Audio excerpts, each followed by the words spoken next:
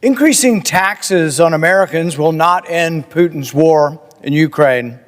The drafters of this legislation understandably wish to punish Vladimir Putin and send Russian invaders back to where they came from. But this bill was written such that the drafters fail to see that it will not bring peace to Ukraine, but rather will deliberately make American families poorer by increasing tariffs, which are nothing but a tax on imported goods. To save Americans from what very well could be the largest tax increase imposed by a Republican Congress, I offer an amendment that strikes the authority to impose tariffs of up to 100% on an ever-changing list of countries.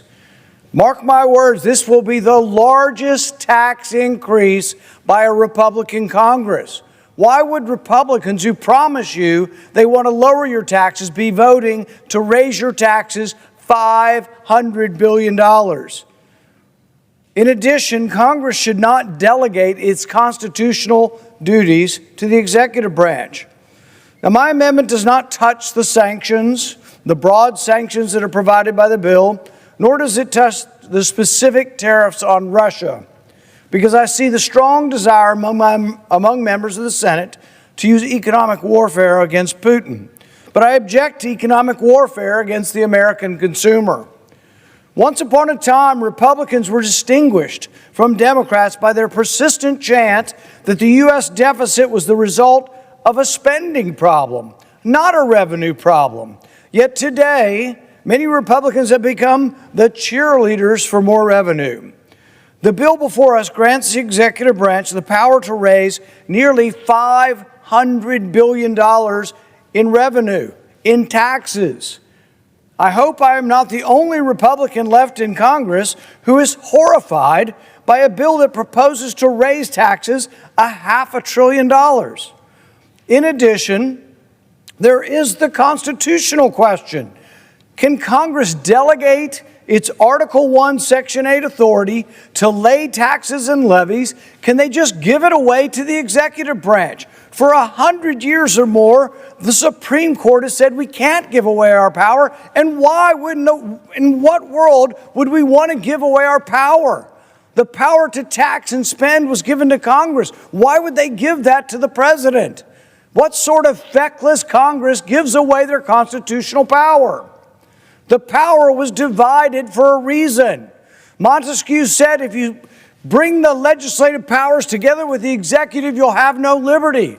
The powers were divided between the legislature and the executive so we could fight for liberty, so it would make it hard to raise taxes. The answer, can Congress give away its power, is an unequivocal no. Embedded within our Constitution is something called the non-delegation principle, which states that Congress cannot delegate its core legislative powers to another branch of government or to private entities. The Supreme Court used to enforce this non-delegation doctrine, most notably in the Schechter poultry case. But that case was decided in 1935, and for much of the intervening years, the Supreme Court has been a reliable ally to lazy legislators. Up until recently, the Supreme Court effectively relieved Congress from the hard work of legislating.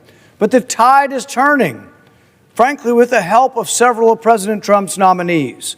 Justice Gorsuch forcefully made the case for reviving the non-delegation principle by arguing that if Congress could pass off its legislative power to the executive branch, legislation would risk becoming nothing more than the will of the current president. The problem with this legislation is that it disobeys the clear command of the Constitution. Taxes and levies must be determined by Congress. Moreover, taxation bills must originate in the House of Representatives. Do not let sympathy for Ukraine blind you to the reality of tariffs. Tariffs are taxes on imports that are paid by Americans. They are paid by parents trying to provide for their families. They are paid by students saving up to buy their first car. Tariffs are paid by anyone who seeks to spend money on any conceivable product. There will be those who will try to pull the wool over your eyes and tell you that despite this persistent sticker shock. Despite the feeling that life just keeps getting more and more expensive, the tariffs are always paid by somebody else, by some foreign country. The members who vote for this tax will tell you not to worry. These tariffs will only be levied on foreign countries. This absurd claim is provably false. Figuring out who pays tariffs is easy. All you have to do is look at those who are getting refunds. When the Supreme Court struck down the tariffs, a whole bunch of people lined up for refunds. Who's not on the list? The Chinese government's not on the list. Canada's not on the list. Mexico's not on the list. American companies are getting the refunds because Americans pay tariffs. And do you think the company pays the tariffs? No, they pass it along to the consumer. You're all paying higher prices. Every time you get something through retail, you're paying higher prices. The entities that lined up for the rebates after the Supreme Court struck down the emergency tariffs were primarily American retailers such as Walmart, Target, Costco, Nike.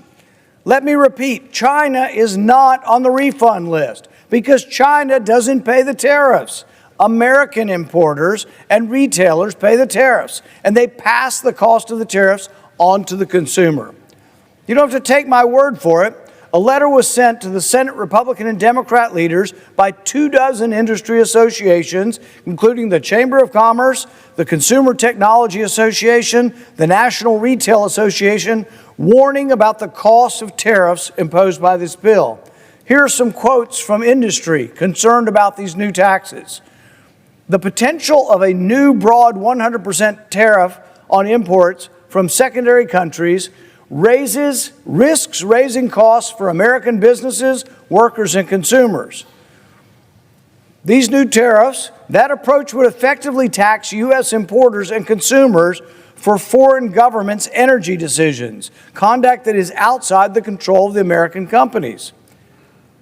They further say tariffs of this scale would increase costs for everyday consumer goods, manufacturing inputs, and other products, while creating significant uncertainty for companies making, sourcing, pricing, and inventory decisions for months on end. It could also lead to retaliatory tariffs against U.S. exports. So it doesn't necessarily help exports to tax imports because the other countries then will tax our exports. Tariffs are a blunt tool, they say, that can penalize law-abiding U.S. companies importing legitimate goods, invite retaliation, complicate trade negotiations, and shift costs onto American families without ensuring that pressure reaches the intended actors.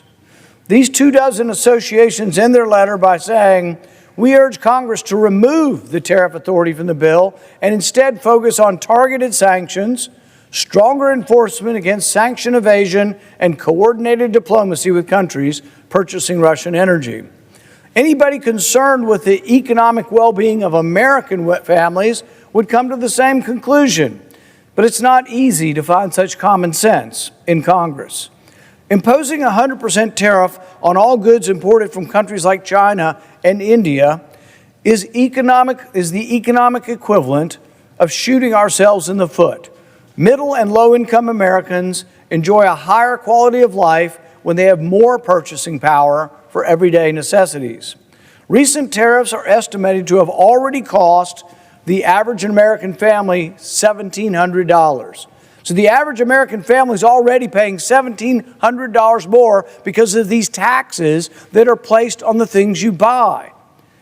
Now this Republican Congress, after it just gave the American people tax cuts, going to do the opposite. Which is it? Are we the party of lower taxes or higher taxes? This will be the largest tax increase in recent history, perhaps the largest tax increase that a Republican Congress has put onto the people. What are we going to say to the parents buying their kids new shoes for school year, the minimum wage worker who needs to buy a new part to fix their car to get to work, or the single mother buying diapers when they notice that their prices have doubled? The costs of the tariffs are not strictly monetary. These tariffs threaten to undermine America's strategic position in the world. Some naively think that the tariffs will get China to distance themselves from Russia. But it might be the opposite. Recent history suggests that they will instead push Russia and China together. China's not going to get this 100% tariff and say, oh, we're sorry. We're no longer going to cooperate with Russia. We've kind of forced Russia to give us this great deal on oil and gas that we pipe into our country, but we're sorry now and we're going to give up on that. No, it's going to push them closer together. The people that we are worried about are going to become more allied. Slapping a 100% tariff on China may inadvertently solidify the geopolitical alignment with Russia, as Beijing will become more, not less, reliant on Moscow for economic and diplomatic support. Ryan Young is a senior economist with the Competitive Enterprise Institute. He points out that Russia is the junior partner in the alliance with China. Young reminds us that China agreed to a second natural gas pipeline between the two countries on the condition that Russia sell China its gas at a lower than market rate. You think China's going to give up on that? No, China will continue to buy its oil and gas from Russia after this, and they in all likelihood will respond to our tariffs with tariffs of their own. This is what's going to happen. It is not going to solve the situation. It's going to raise American taxes, drive Russia and China together, and then China will actually add tariffs on our goods as well. It's a huge mistake. Imposing tariffs on China will reignite the trade war. Beijing will certainly retaliate with their own tariffs and export controls. Maya Nicolazzi, the deputy director of the Economic Statecraft Initiative at the Atlantic Council, reminded us that on Liberation Day, the tariffs placed on China in April 2025 didn't change Beijing's behavior. Instead, those tariffs prompted China to restrict exports of critical rare earth elements. We already tried this once. They responded by restricting their exports of things we need to make batteries for cars, and then we eventually ended up negotiating lower tariffs. Do we want to go through the same world of that again?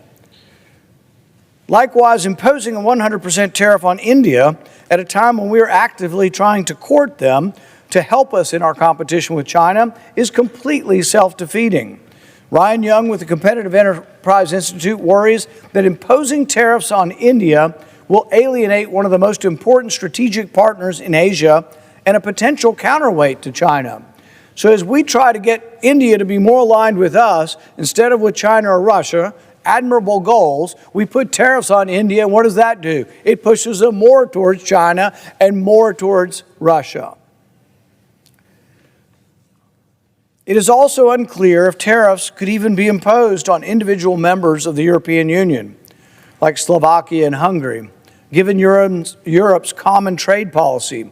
In 2025, U.S.-EU bilateral trade was over $1 trillion. That is making both parties rich. We have become extraordinarily rich as a country as international trade has expanded. In fact, prosperity of the individual, prosperity of the country is directly proportional to the amount of trade. Think about that. Trying to tariff individual EU countries directly undermines President Trump's recent U.S.-EU trade agreement. Should the EU retaliate against the U.S., the result will be disastrous for both American businesses and consumers. I encourage my colleagues to support my amendment that strips the counterproductive tariffs from the legislation. If not adopted, Congress should reject this strategic blunder of a bill that will do nothing to bring peace to Ukraine, but rather raise American prices for American consumers, further weaken the dollar, destroy U.S. relations around the globe, and drive our adversaries closer together. I recommend a yes vote on the Paul Wyden amendment. Mr. President, I fully support taking tougher action against Russia. They have waged a deadly years-long war on Ukraine, and the United States must do more to tighten the screws on the Putin war machine. So I am fully in favor of strong sanctions. But this bill, despite its title, is not just a sanctions bill. It gives Donald Trump massive new tariff authority that he can use to threaten our trading partners and raise prices on the American people. I believe senators will come to deeply regret voting to give Donald Trump this tariff authority. This bill gives Trump so much discretion that he can ultimately decide what countries to tariff or what countries to exempt. He can modify tariffs at his will. Over the last year and a half, Americans have seen what Donald Trump will do with unchecked tariff authority. They have seen his tariffs raise prices for Americans and their families on everything from food to housing to health care. Americans have seen small businesses and family farms shut down because they cannot afford massive new taxes on machinery and merchandise. The Trump tariffs go on again and off again, disrupting supply chains and making it difficult for businesses to plan, invest, and hire. Our allies, including Canada and the EU, openly question the reliability of our nation and are looking to other countries for more stable trade relationships. As Trump turns the tariff dial up and down to punish or reward countries as he likes, the process ends up being a corrupt taxing of the American people to settle Trump personal political scores. If Congress passes this bill with these tariffs, members will be condoning the tariff chaos of the last year and a half and inviting more. This bill gives Trump clear authority to put tariffs up to 100% on the goods Americans buy from major trading partners around the globe. That includes 100% tariffs on things like food, medicine, machinery, and electronics. Congress would even be letting Trump put tariffs on allies like Hungary, Slovakia, France, Belgium, and Japan. Donald Trump can pick and choose even more countries to tariff every 180 days. That's because there is no mechanism in this bill, none whatsoever, for Congress to roll back the Trump tariffs. Trump can increase or decrease tariffs just by notifying the Congress of his decision. He's not going to be constrained by any kind of paperwork or rules. Colleagues, this body has been fighting tooth and nail to stop Trump from abusing the laws already on the books. Trump has shown us repeatedly he won't be limited by the spirit of the law. He'll use any loophole to slap tariffs on our allies and make life more expensive for Americans. The Trump tariffs are now raising prices, hurting our alliances, and opening the door to corruption. This bill will further increase the cost of living for American families when they're struggling. So all of my colleagues who've said, look, we want to hold down the cost of living, we want to make life more affordable, this is not going to do that. This is going to increase the cost of living for Americans as we go into the next few months. It'd be a nightmare for the Americans who want to see their government tackle the affordability crisis. It would be a dangerous mistake to sign our names on a blank check that gives Trump even more power to indiscriminately use these tariffs. So I urge my colleagues this morning to support the Paul Wyden amendment, which would strike this new tariff authority. It would make sure that we're not giving Trump power to tax our constituents for the things they buy from trading partners around the world. There is no need to include this new tariff in the bill. And the fact that the White House won't support the bill without new tariff powers should scare every senator in this room. Trump has shown over the last year and a half that he can't be trusted with unilateral power on tariffs. Everything he's done suggests that he's going to abuse this power, and I urge my colleagues this morning to vote yes on the Paul Wyden amendment to prevent this body from handing Donald Trump a new tool for inflation and corruption. I yield the floor. My colleague has hit a number of key points, and to close, I just want to make a couple of points. The American people who are following this debate, I'm sure, think that stuff can be corrected, stuff can be changed, and the reality is, under this particular bill, Congress has no authority to modify this deeply flawed piece of legislation. So the reality is, in the next few months, when we've got folks who are walking an economic tightrope here in America, balancing the food bill against the fuel bill and the fuel bill against the rent bill and the like, they're going to come to their elected officials and say, I'm getting pounded by these new tariffs. I'm just getting hit by an economic wrecking ball. Do something about it.